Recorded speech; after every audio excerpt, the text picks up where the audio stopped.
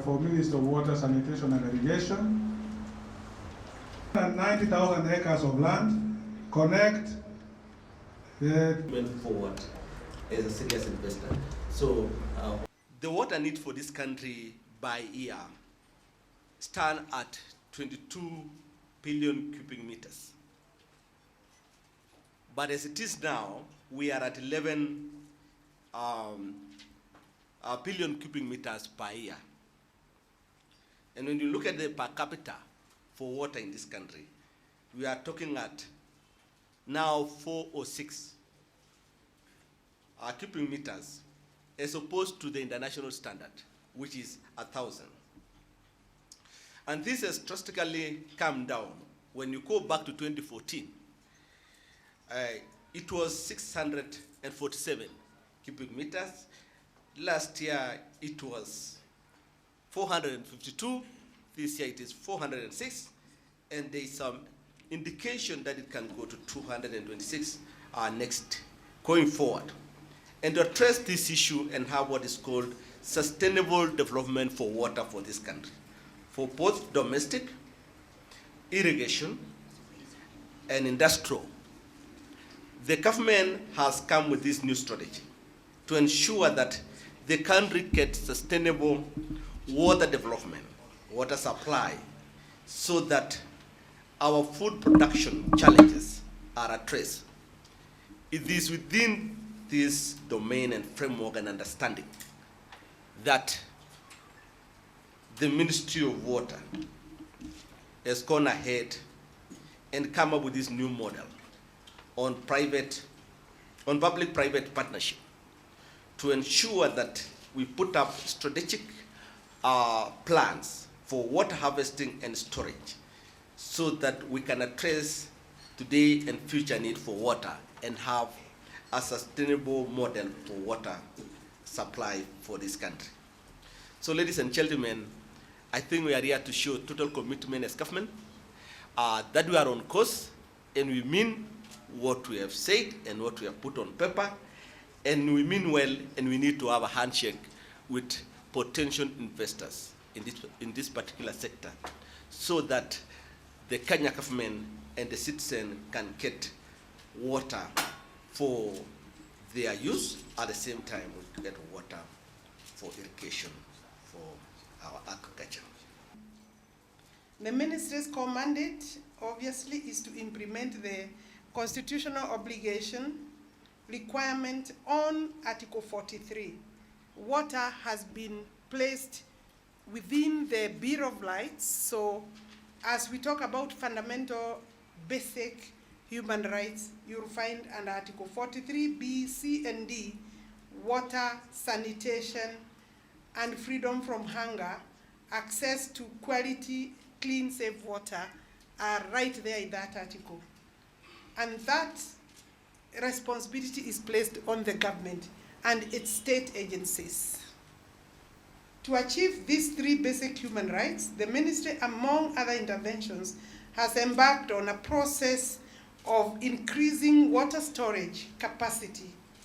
This, we realized that we needed that strategy, and that includes the building of 100 large, or in short, mega dams, through the application of PPP model in order to mobilize additional resources for investment in this sector in the construction of the necessary infrastructure.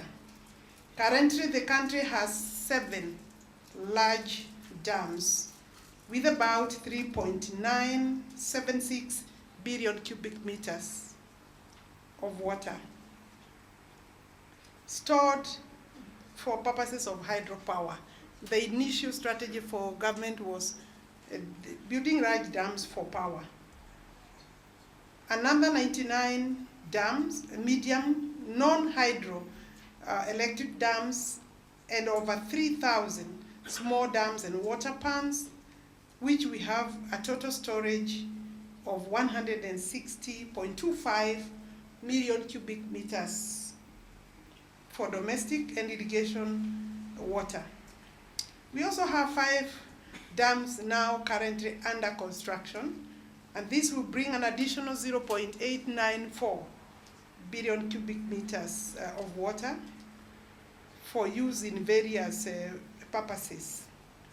The total water storage, therefore, capacity for hydro, domestic, and irrigation is 5.03 billion cubic meters.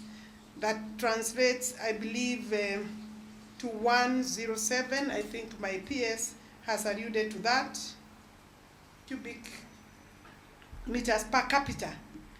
Obviously, leaving a huge gap that requires the efforts of every one of us, especially you who has responded to this pre-bid call. The ministry, in an effort to align itself to implementation of water and irrigation infrastructure through PPP framework, has proposed also an amendment to Water Act, which is going to be published soon.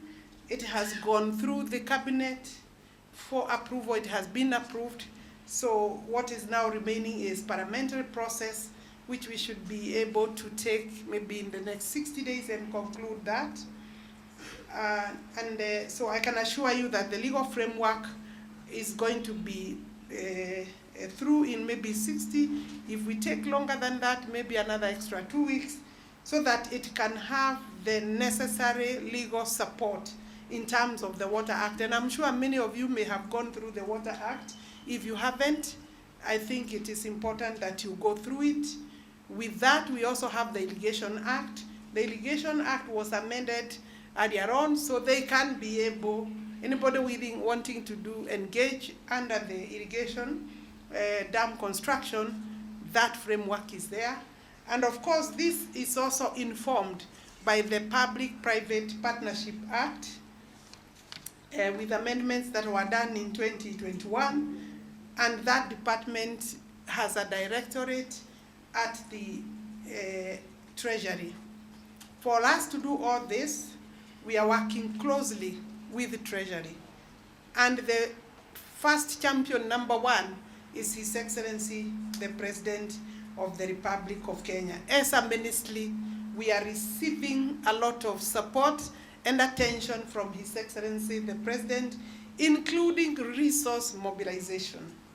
As a country, where we find ourselves is that for us to be able to catch up with about 10-year backlog of water scarcity or insufficiency, we need to apply all the resources, and indeed we have agreed as a government to open this sector to private investment. That of course means we shall partner with you as a government.